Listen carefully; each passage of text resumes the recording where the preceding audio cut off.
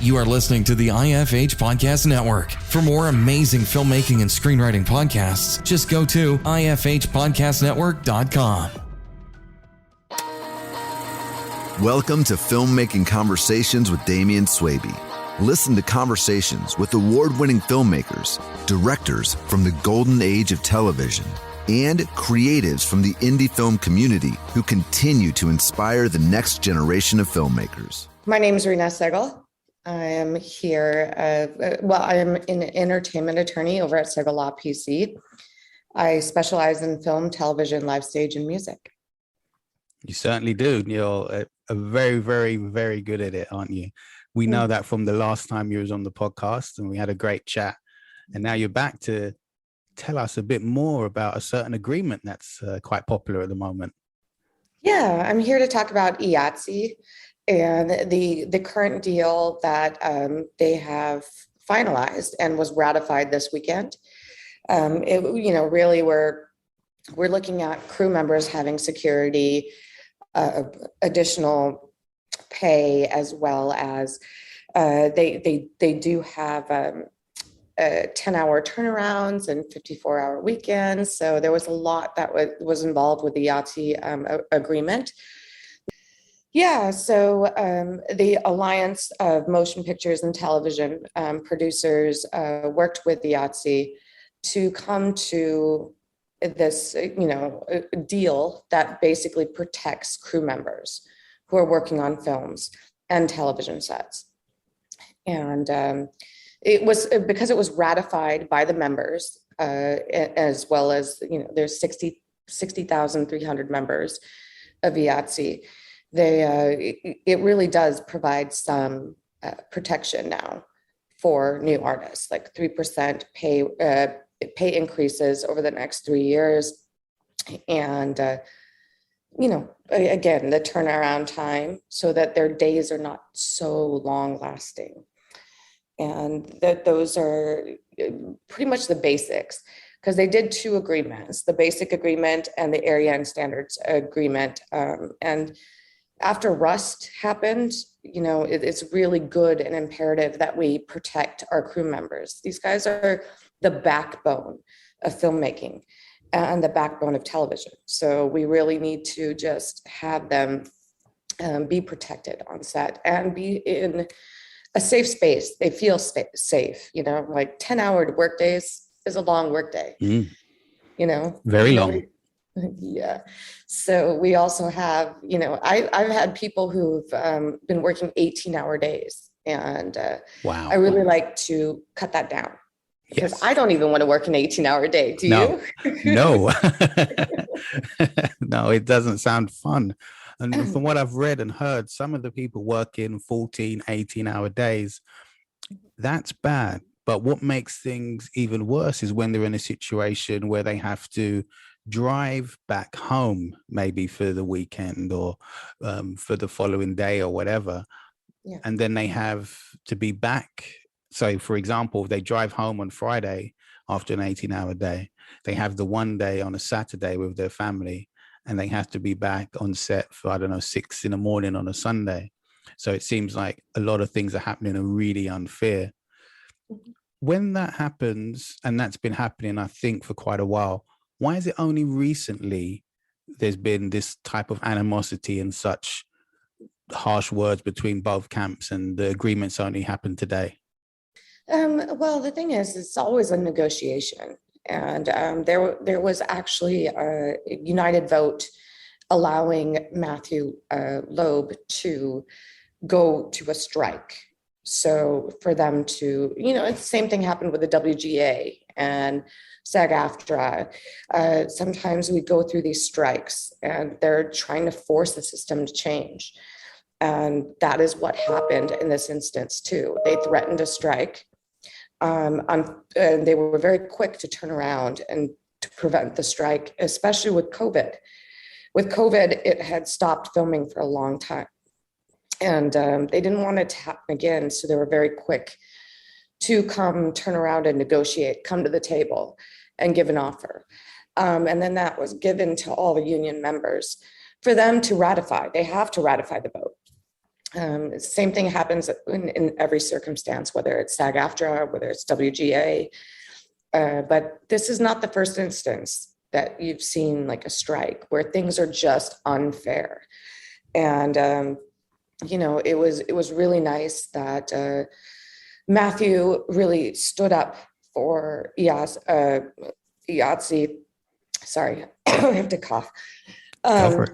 He stood up for IATSE, and he really went to town for all of the crew members as much as he could, and negotiated at the table what he could get. And what's his role exactly? He's the president of IATSE. So he really went to town for them. That's great. He really did try for the best possible deal. And I do give him props for that. There were a number of changes. The basic agreement, again, like 10-hour turnarounds and 54-hour weekends is a big deal. But I know that there was roughly 44% of the union members were against ratification for this. And that is partially due to the fact that it doesn't quite meet their needs. A $23.50 payment is not a livable wage, not in California. And so making that the minimum wage that they had put into the agreement did not make people very happy. I see. So when you say minimum wage, you mean $23 per hour? Is that what you mean? Or $23.50 per hour.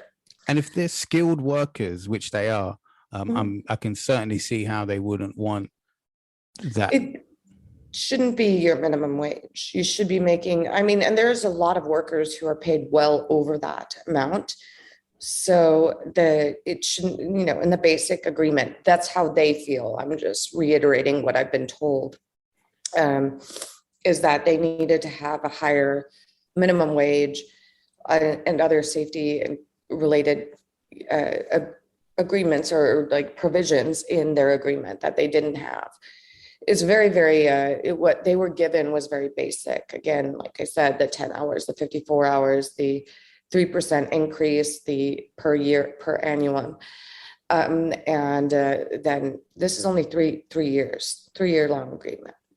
It's no guarantee that's going to stay this way.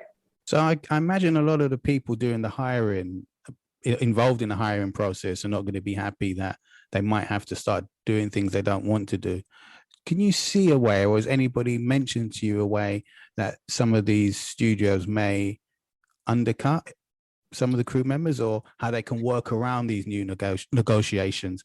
For example, they might say, we need to shoot 7 pages in a day, but really they need to shoot 10. I don't really think that the studios will be doing that, because it's pretty consistent with most studios for being a 10-hour workday. Okay. But indie films is where your fear is that if you're working in independent film, that there's a very good likelihood that they might work you outside of the scope. Since this is just ratified this weekend, there's, I know there were a lot of people who were very quickly pushing through, getting as much film as they could do over the weekend. And some people I know personally who have worked 18 hours straight just to get their over the last weekend. That's what it has been. So I think moving forward, you're going to see a lot of indie filmmakers being compliant. And if you're a non-union working individual working on an indie film, there's no one there to protect you. So you can end up still working, 10, 14, 18 hours a day. There's nothing to stop it. Can you see this as a situation where more indie film crew members are working more than normal? I think there will be. I think a lot of independent filmmakers have, they've worked their crews well beyond the time periods that should be reasonable for an individual. Where I don't think there's a way to change that, because people are trying to become, everyone wants to break into the industry. Yeah. And so in order to break into the industry, usually you have to give, you have to give a little bit more effort. And sometimes that means working on sets that they're non-union, and it doesn't, they're unworkable conditions, I should say. And they're unsafe conditions. But they do that because they want to get their name out there and the potential. And they want to build their resume. So it's just, it's unfortunate. And I really wish it would not be that way. But producers, independent producers, sometimes just don't care. They just want to get their film made. So. Yes, unfortunate. I definitely see what you mean. And the whole rules around 10 hours a day, for example, is it the same process across the whole board if you're doing a streaming series, working on an episode of something, Dear White People or something like that, or if you're doing a feature film that's going to get a theatrical release? Is it the same across the board, or do different platforms have different rules and regulations? So there's a plethora of new rules for streaming under IATSE. But essentially, you can't exceed that 10-hour rule anywhere. Okay. As long as you're a crew member, whether you're streaming or you're doing otherwise, 8 to 10 hours is all you have the span of which to keep a crew member on turnaround time. That's what it is. Okay. That's really interesting compared to some of the hours we've been speaking about people who've been put on, because it sounds like potentially maybe a 10-day shoot may have to be a 5-day shoot from now on, if those things are happening, especially as I'm guessing in those 10 days, there has to be breaks. So what type of breaks are crew members allowed? And the breaks, are they determined by your position in the crew? I mean, the DP is potentially working in a different way than the first camera assistant. So a break's different between the two roles, or is it a set amount of breaks, a set amount of time for everyone? The ACs, everybody is entitled to their 15-minute breaks on intervals. They're supposed to have those breaks, and you can't deny them those breaks. It's every 2 hours. You get your 15-minute break, and you're allowed to have that peace of mind and just knowing that I can go have a snack. I don't have to sit here and hold this camera for like 16 hours, So yeah, every 2 hours you get to have that, like this consistent 15-minute break. That is amazing. I've never heard of any job where you can get a break every 2 hours. Yeah, no, it's actually, that's why I said it was really well negotiated.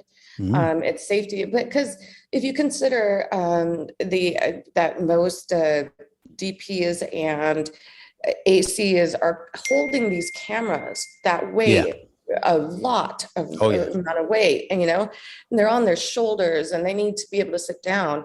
That is something that is now available to them, that they can just relax, put it down and have a snack, eat, and get back up and do their job again. It's really favorable for everybody involved. It will allow for better production. It will allow for more consistent work, because people get tired. We all do, So it's a good opportunity, and I'm really happy that was included in this new deal. So. Have you thought of upgrading your cinematography game? Would you like to have an ASC cinematographer mentor you for free?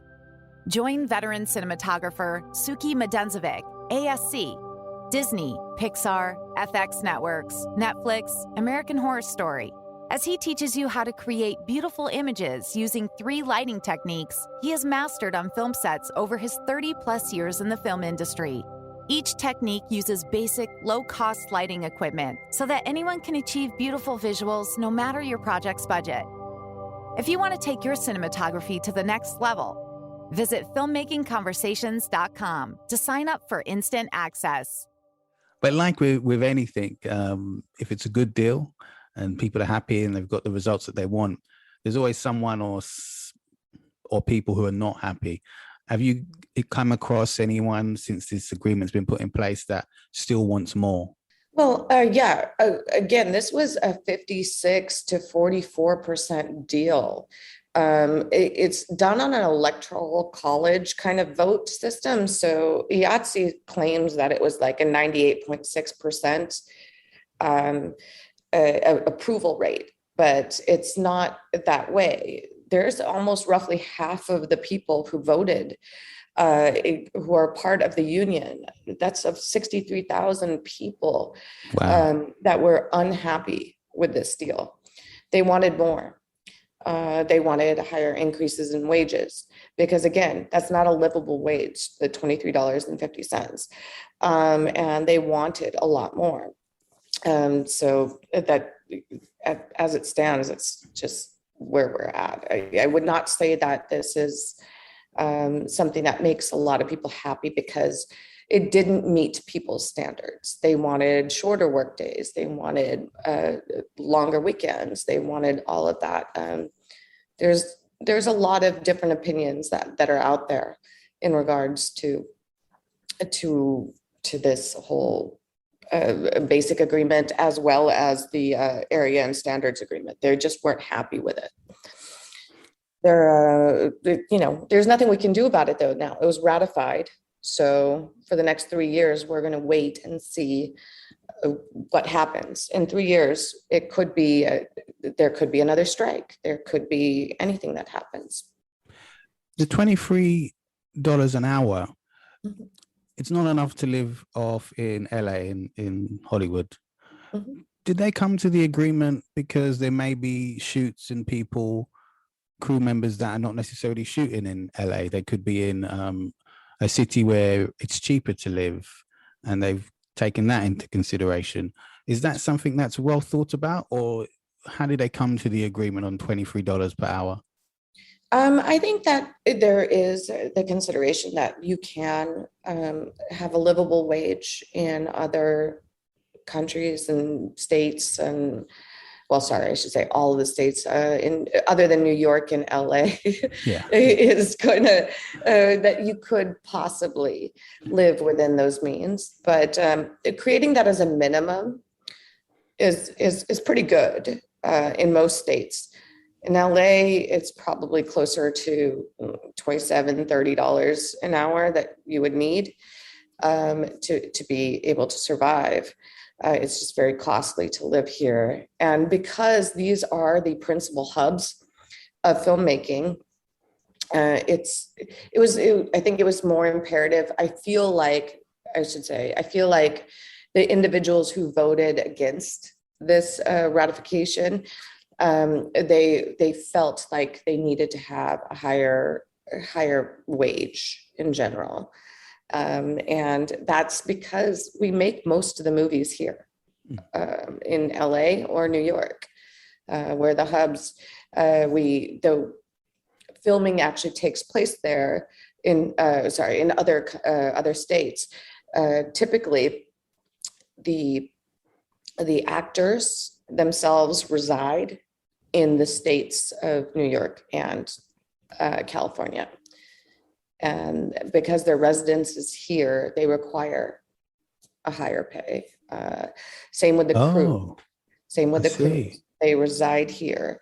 So they need to be able to be paid more. Just because we film in Kansas or in Louisiana or any of the other states doesn't mean that the crew doesn't have to be able to pay for their family and their residents in general. That makes sense. And when was the last time this situation occurred where the crew and everything, where there were potential strikes and there were problems about agreements? When was the last time that happened? I believe the WGA strike happened pre-COVID, and then there was the SAG-AFTRA one that happened before that. So a couple of years ago.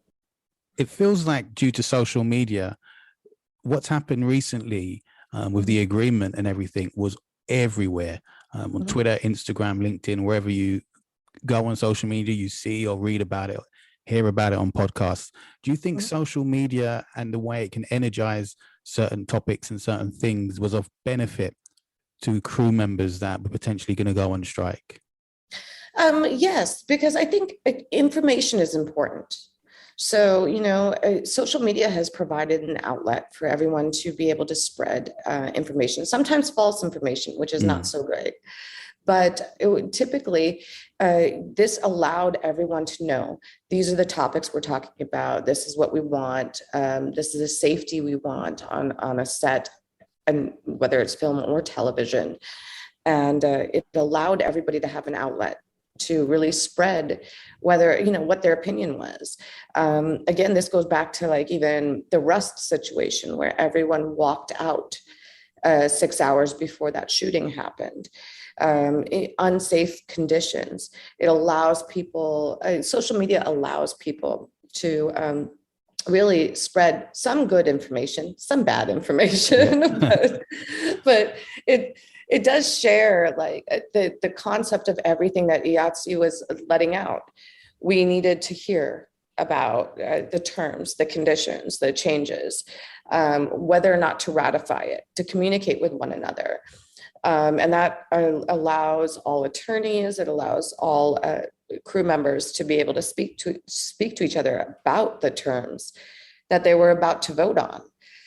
It was social media has been beneficial in everything that we're doing, and the advancements that we have in social media, the protections that are there that allow children to be safe on there, everything. They're all great. So social media is imperative, I think, for society in general.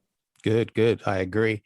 And when you think about this potential strike that could have happened if the agreement wasn't as well received as it has been, how do you think that would have affected Hollywood? And what would Hollywood look like if all of these crew members went on strike and you got non-union members with potentially a very different skill set on huge shoots? Well, the unfortunate circumstances, if we didn't ratify these documents, we would actually be on strike. That means that we don't have any new projects coming out, where everything's put on halt, and that's not.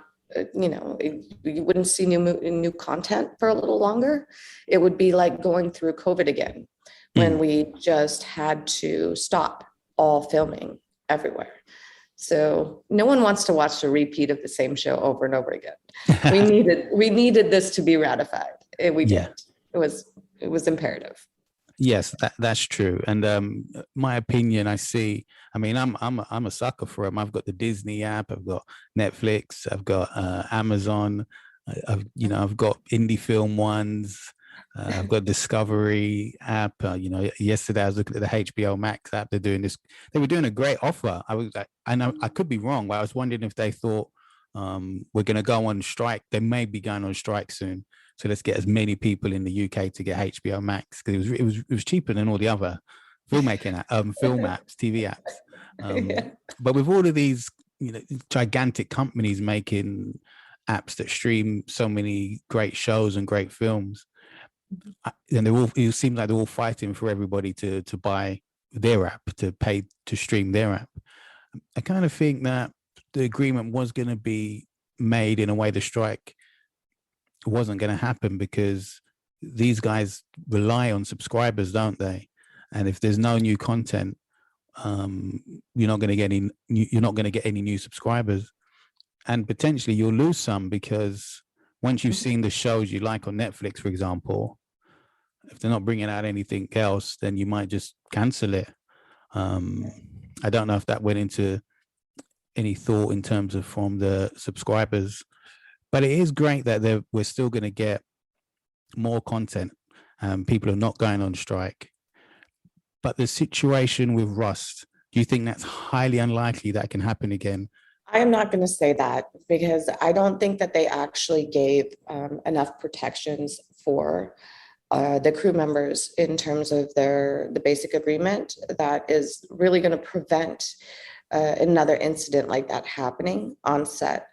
It is a rare circumstance where you actually get an incident where a weapon is drawn. That really comes down to the armor and the AD's fault, and potentially really the producers are going to be held liable. It's really up to the DA to determine whether or not they're going to give criminal charges or anything like that. And civil liability it's going to come down to, it's going to come back to the producers because they have the money. I see. They're not going to go after the AD or the armor because they're not financially as capable of paying for civil liability as that who they're going to go after. In that case. And Alec Baldwin is one of the producers. Yes. I mean, there's a lot of circumstances that are going to have to be investigated by the DA as well as the New Mexico Police Department.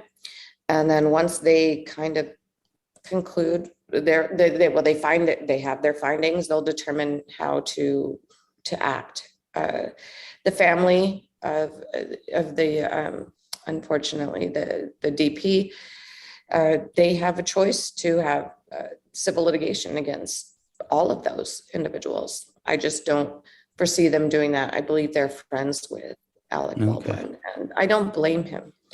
He was told it was a cold gun, and a cold gun means that it was clean, so He should have been easy to shoot it, and it was just a test round. It wasn't even for the actual shot. It's all about being careful on who you hire. For any set that you have, you want to make sure that you're doing a thorough background check on the individual you're hiring. Completely, especially on something including firearms and things like that, and potentially dangerous setups. And it doesn't matter whether you're using a knife or anything. You just really want to make sure that whoever you're using and whoever's handling those weapons is very well versed in what weapons they're utilizing. Reena, thank you so much for coming on the podcast. I really appreciate you taking the time to explain the situation for us and making it clear about what's happened and what's happening going forward. And we can enjoy more and more content from Netflix and HBO Max, hopefully, if I get that one, and Amazon and everything else. Let's just be grateful for Matthew Loeb. He did a good job on closing that deal. So IATSE is great. And we hope to keep protecting our crew members and as much as we can, and keep making films and television. If you enjoyed listening to this episode, please do hit the subscribe button or leave a review on iTunes. If you'd like to know further information regarding Reena and her brilliant law firm, Sehgal Law PC, please do visit the show notes.